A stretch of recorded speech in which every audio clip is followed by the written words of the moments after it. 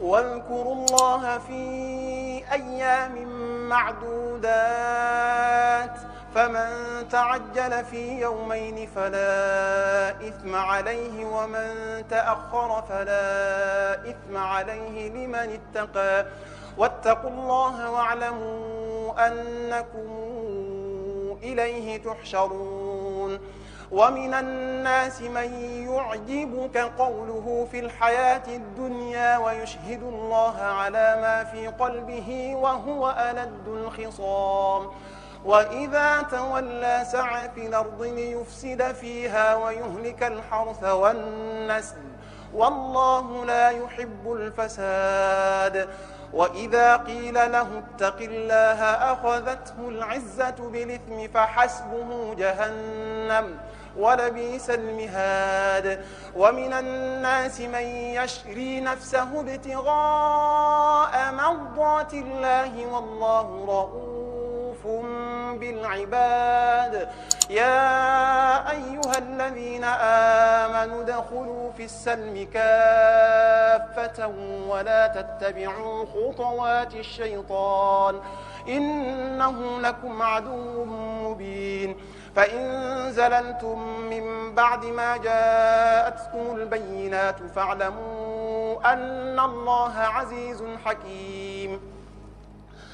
هل ينظرون إلا أن ياتيهم الله في ظلل من الغمام والملائكة وقضي الأمر وإلى الله ترجع الأمور سل بني إسرائيل كما آتيناهم من آية بينة ومن يبدل نعمة الله من بعد ما جاءته فإن الله شديد العقاب زين للذين كفروا الحياة الدنيا ويسخرون من الذين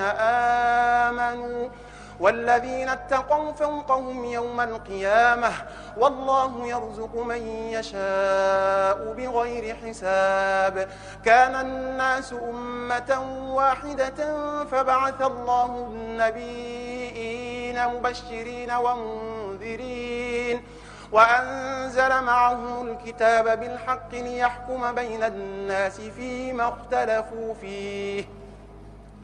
وما اختلف فيه إلا الذين أوتوه من بعد ما جاءتهم البينات بغيا بينهم فهدى الله الذين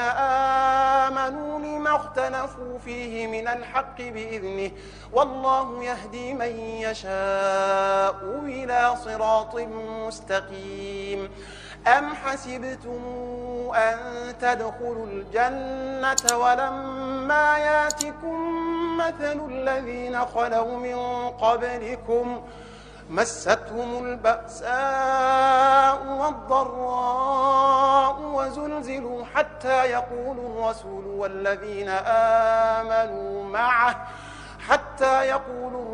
والذين آمنوا معه متى نصر الله ألا إن نصر الله قريب يسألونك ماذا ينفقون قل ما أنفقتم من خير فللوالدين والأقربين واليتامى والمساكين وابن السبيل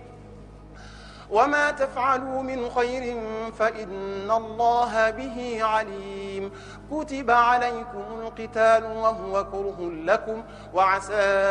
أن تكرهوا شيئا وهو خير لكم وعسى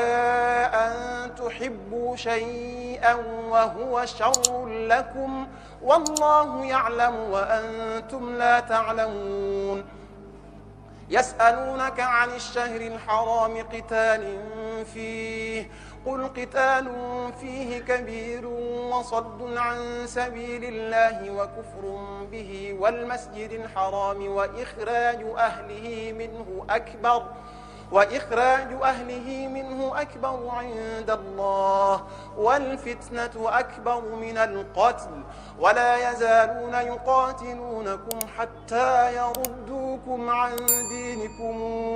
إن استطاعوا ومن يرتدد منكم عن دينه فيمت وهو كافر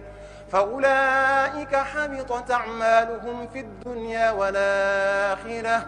وأولئك أصحاب النار هم فيها خالدون إن الذين آمنوا والذين هاجروا وجاهدوا في سبيل الله أولئك يرجون رحمة الله والله غفور رحيم